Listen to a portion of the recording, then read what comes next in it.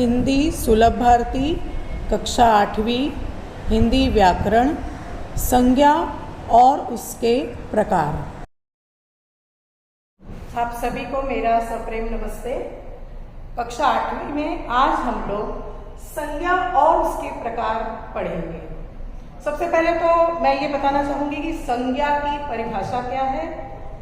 जिस शब्द से किसी व्यक्ति, वस्तु, प्राणी, स्थान, गुण और भाव आदि के नाम का पता चलता है उसे हम संज्ञा कहते हैं। जैसे राम, पुस्तक, शेर, भारत, अभिमान, सोना। अर्थात व्यक्ति, वस्तु, प्राणी, स्थान, गुण और भाव आदि की जानकारी ये शब्द हमें दे रहे हैं। इसे हम संज्ञा कहेंगे। अब संज्ञा के प्रमुख 5 प्रकार हैं। सबसे पहले व्यक्तिवाचक संज्ञा, दूसरा है जातिवाचक संज्ञा, तीसरा है भाववाचक संज्ञा, चौथा है द्रव्यवाचक संज्ञा और 5वां है समूहवाचक संज्ञा। आज हम सभी प्रकारों के बारे में अच्छी तरह से जानकारी प्राप्त करेंगे। सबसे पहला है व्यक्तिवाचक संज्ञा। किसी विशेष व्यक्ति, वस्तु और प्राणी के नाम का बोध हो उसे हम व्यक्तिवाचक संज्ञा कहते हैं। जैसे भारत एक सुंदर देश है। अब भारत, पूरे संसार में भारत का नाम है, अर्थात भारत एक देश का नाम है। तो किसी विशेष देश का नाम अर्थात भारत। डॉक्टर भीमराव अंबेडकर ने संविधान की रचना की, तो यहाँ पर विशेष व्यक्ति डॉक्टर भीमराव अंबेडकर के बारे में हमें संज्ञा के द्वारा पता चल रहा है कि किसी विशेष व्यक्ति की जानकारी मिल रही है इस शब्द से। मैं रामायण पढ़ती हूँ। रामायण एक पुस्तक का नाम है, एक पौराणिक पुस्तक का नाम है, किसी विशेष पुस्तक का नाम है। यानी रामायण शब्द से हमें किसी विशेष पुस्तक की जानकारी हो रही है। तो जिस संज्ञा से किसी विशेष व्यक्ति, किसी विशेष प्राणी, किसी विशेष वस्तु आदि का बोध होता है उसे हम व्यक्तिवाचक संज्ञा कहते हैं। दूसरा है जातिवाचक संज्ञा, जो किसी व्यक्ति, वस्तु, प्राणी और स्थान आदि की जाति का बोध कराए। जैसे बकरी घास चर रही है। अब बकरी एक प्राणी का नाम है और वो पूरी बकरी जाति का जो है बोध यहाँ पर करा रही है। अगर ऐसा होता कि किसी बकरी का नाम होता, जैसे चमेली बकरी घास चल रही है, तो वो किसी विशेष व्यक्ति में आ जाता। लेकिन यहाँ पर केवल बकरी घास चल रही है, अर्थात ये बकरी जाति का बोध करा रहे हैं। हम एक देश में रहते हैं। देश भी सभी देशों की जाति का बोध कर रहा है। कुत्ता भौंक रहा है, कोयल कूक रही है। अब कोयल जो है एक पक्षी है, विशेष पक्षी है, लेकिन उसे हम व्यक्ति विशेष में ले सकते हैं। लेकिन पक्षी चहक रहे हैं या पक्षी चहक रहा है, पक्षी आसमान में उड़ रहा है, यह पक्षी जाति का बोध करा रहा है। इस प्रकार व्यक्ति और जाति में थोड़ा सा अंतर है। व्यक्तिवाचक संज्ञा ने किसी एक विशेष व्यक्ति, वस्तु, स्थान आदि की जानकारी दे रहा है और जाति यानी वो संपूर्ण किसी व्यक्ति, किसी, जैसे लड़की खेल रही है, वो लड़की जाति का बोध करा रही है। सीता खेल रही है, वो व्यक्ति विशेष हो जाती है। इस प्रकार जो है दोनों में अंतर है। तो जो शब्द किसी व्यक्ति विशेष, जो किसी वस्तु, किसी प्राणी, किसी स्थान आदि का बोध कराते हैं उसे हम जातिवाचक संज्ञा कहते हैं।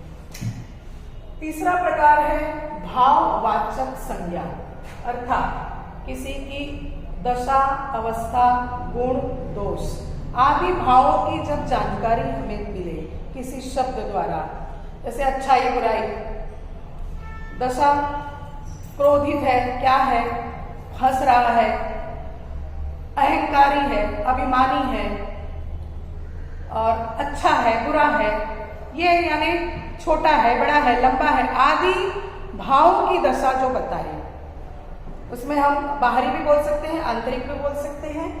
जो भावों की दशा हमारे सामने रख देता है शब्द, उसे हम भाववाचक संज्ञा कहते हैं।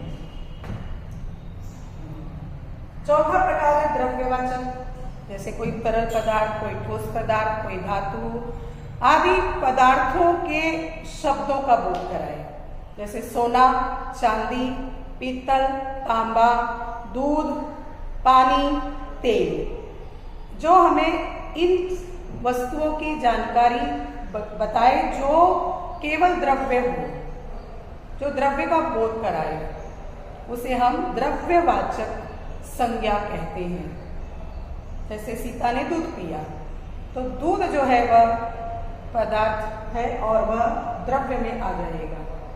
मैंने तेल से भाजी बनाई तो तेल, मैंने सोना खरीदा तो सोना ठोस। इस प्रकार जो है हम किसी शब्द द्वारा, जब कोई शब्द हमें द्रव्य का बोध कराए, उसे हम द्रव्यवाचक संज्ञा कहते हैं। और पांचवा प्रकार है समूहवाचक संज्ञा, जो किसी व्यक्ति, वस्तु, प्राणी, स्थान में किसी समूह का बोध कराए। जैसे व्यक्ति में परिवार आ गया, सेना, वस्तु में चाबी का गुच्छा, अंगूर का गुच्छा, या हम बोलेंगे कक्षा, कक्षा भी एक समूह का रूप है। भीड़, जनता, यानी जिस शब्द से हमें किसी समूह का बोध हो, किसी एक का नहीं, किसी समूह का बोध हो।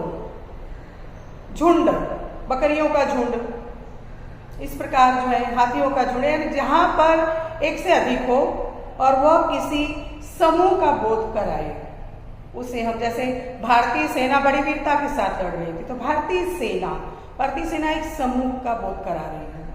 चाबियों का गुच्छा, चाबियों के गुच्छे में बहुत सारे चाबियों के गुच्छे, अब अलग अलग लॉकर के हो सकते हैं, लेकिन गुच्छे एक साथ समूह का बोध करा रहे हैं। अर्थात जिस शब्द द्वारा हमें किसी व्यक्ति, किसी वस्तु, किसी स्थान, बहुत सारे देशों के बारे में हम जैसे बोलेंगे विश्व किसी जो है देशों के समूह का वह है। सप्ताह, एक एक दिन का हम लोग कहते हैं। शताब्दी, दशाब्दी, है ना। इस प्रकार जो है हम लोग जहां पर एक समूह का पता चले, एक साथ बहुत सारी वस्तुओं का पता चले जो समूह में हो, उसे हम समूहवाचक संज्ञा के अंतर्गत रखते हैं। तो फिर से एक बार हम परिभाषा, यानी संज्ञा जिससे किसी व्यक्ति, वस्तु, स्थान, प्राणी, गुण, भाव आदि का बोध हो, ज्ञान हो, जानकारी हो, उसे हम संज्ञा कहते हैं। संज्ञा के 5 प्रकार: व्यक्तिवाचक, जातिवाचक, भाववाचक, द्रव्यवाचक और अंत में समूहवाचक। अभी मैंने आप लोगों को परिभाषा के साथ साथ आप लोगों को सारे प्रकारों की परिभाषा के साथ आपको उदाहरण समेत समझाने का प्रयास किया है। आशा करती हूँ कि आप सभी को अच्छी तरह से संज्ञा और उसके प्रकारों की जानकारी मिल गई होगी। धन्यवाद।